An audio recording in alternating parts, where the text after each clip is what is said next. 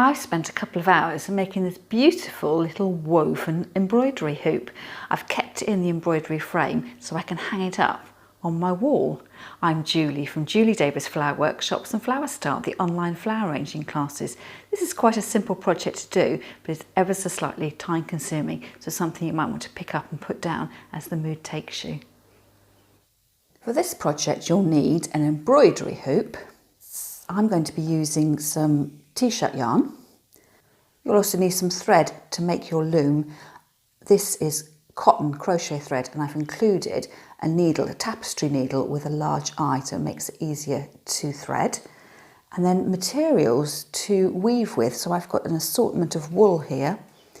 I've even got narrow bits of ribbon, some string, and I thought I might even include some natural plant materials. So here I've got some silver birch twigs. It's really handy as well to have a ruler and a fork, and I'll explain more later. Trusty pair of scissors, and off to the side here I've got a glue gun, and that is optional depending on which method you're going to use for decorating your embroidery hoop. There are lots of options for binding your embroidery hoop. I'm going to use t-shirt yarn. You could use string or anything else you've got to hand. If you decide to just stick with a natural hoop, you'll find it very difficult to string up your loom because your strings will slide off on the shoulders of the hoop. And what I've done here is I have put a blanket stitch around the edge. I really like the knobbly effect on it. And if you don't know how to do blanket stitch, it is quite easy. So you loop the thread around and come underneath the hoop, and then with the cut end, pass it back down through the hoop. So it's quite a methodical thing to do. And with all the projects I showed you, you can do them in simple stages. So it may be that you want to add your blanket stitch to your hoop one day, and then string up your loom the next and do the weaving after that. So this is quite therapeutic once you've got the rhythm of what you're doing, and if it goes wrong, you could just unfasten it all. And that will give you this really great finish with this knotted end at the edge. With this decorative stitch, the only downside is it's making the embroidery hoop much thicker than it was originally, and if you wanted to put the top layer of your hoop on, you'll just find it won't actually fit.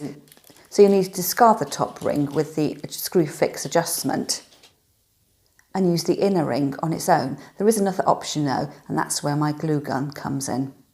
The other option is to actually glue your t-shirt yarn onto your hoops, and that'll give you a much skinnier appearance, so you should be able to fit the outer hoop on afterwards, but you don't get that nice decorative detail around the edge. What I'll do here is pull off a length of the yarn. I'm cutting it off so I don't get tangled really. Put my outer hoop to one side, and then with the glue gun, dab of glue to start, hold the beginning of the yarn in place and wrap tightly. You don't need to glue all the way down, but you will need to glue every so often.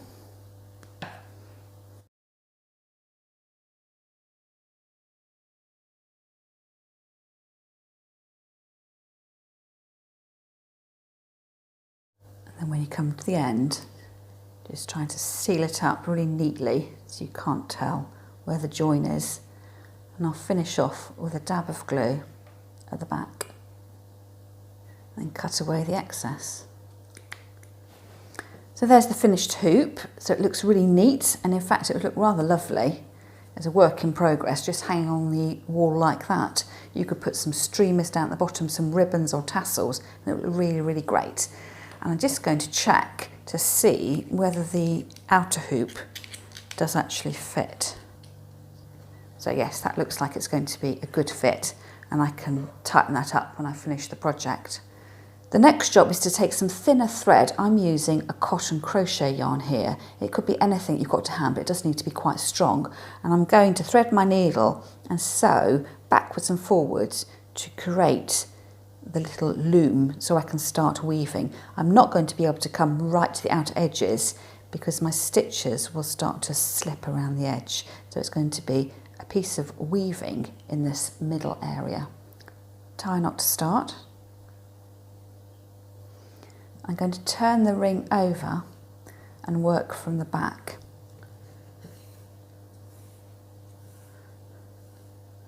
That's nice and secure, and come straight down and do a running stitch.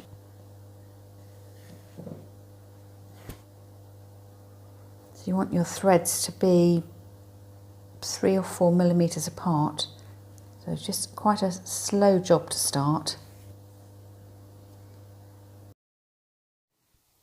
So start working backwards and forwards, backwards and forwards. The next clip, the sun came out, so everything is really, really bright. So I've finished off threading up my loom. I've got 2, 4, 6, 8, 10, 12, 14, 16, 18, 20, 22 stitches. And I started about here, and I did go back and add in some extra width here. So all my fixings on, my knots to start and my 2 little stitches to finish are on the back. And I turn it over and the weaving is set down a little bit at the bottom edge of the embroidery hoop.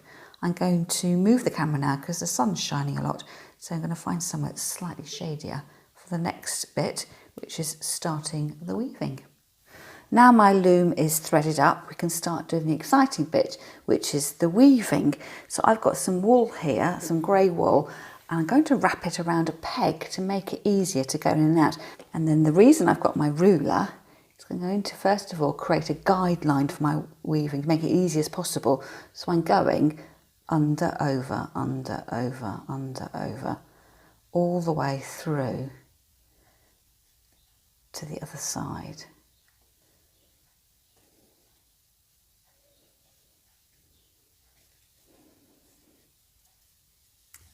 And it just makes that easier for guiding through my threads. I can just put them through this little tunnel here at the end. I don't know how well you can see that. But it'll make sense when you come to do it yourself.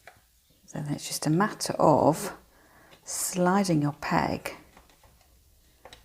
all the way through to the other side.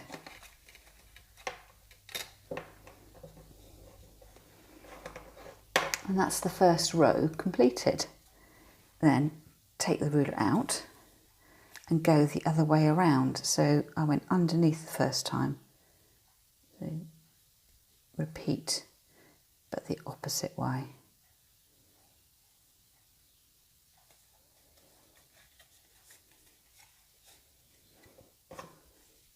Reel off a bit of wool and feed your thread back the way you came the first time.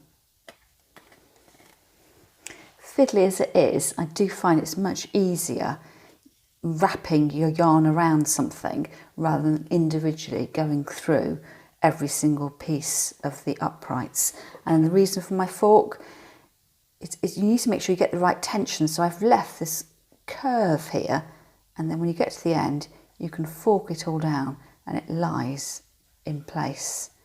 If you try and do a straight line straight away, you may find with your tension that you'll end up with your weaving having a bit of a waste, a pulled in section. So I've got 3 rows done now, and it's just a matter of going back and forth, and switching your yarn or any other of the materials you want to add in. So I'm going to finish off this grey wool and come back in with something else.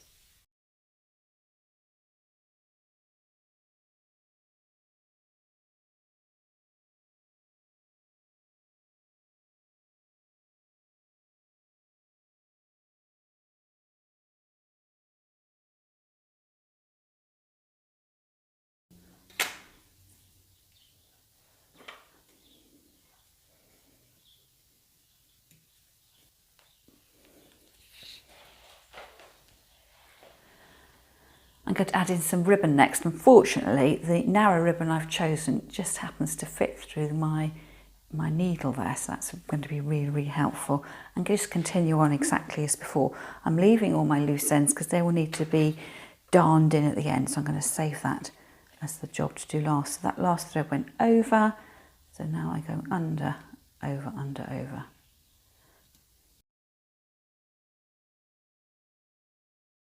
I'm rather pleased with how that's turning out. So that's with the wool layer and a few rows of the flat ribbon as well. I'm going to try something now with some natural plant material, so my silver birch twigs. They're quite flexible and I'll weave them in exactly the same way. I might even let them spill out over the edges as well, just to give the wall hanging a little bit of more organic feel.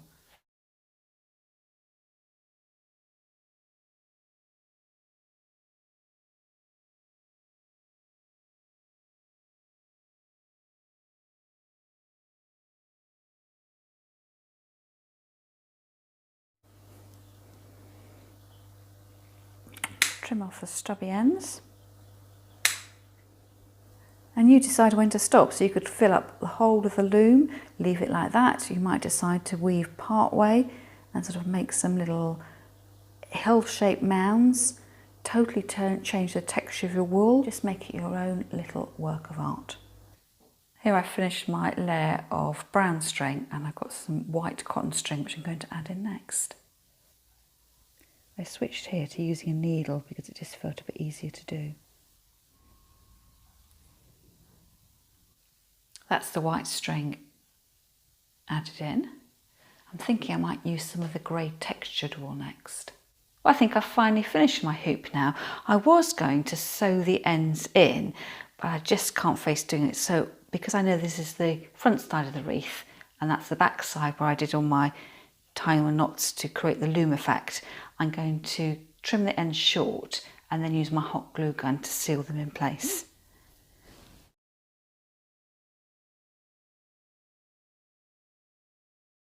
So there's the finished wreath with all the loose ends tidied away. I'll just have to see whether the outer hoop with the screw fixing still fits on. Let's try.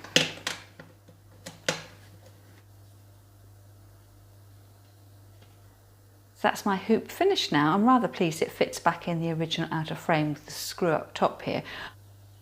As you could see in the video, I switched my technique around for my weaving. Sometimes I use the peg and sometimes I use a large needle. This is a hoop made with blanket stitch around the edging, which gives a really lovely finish. If you want to see about the correct tools to use for this job, I'll leave some notes in the video below.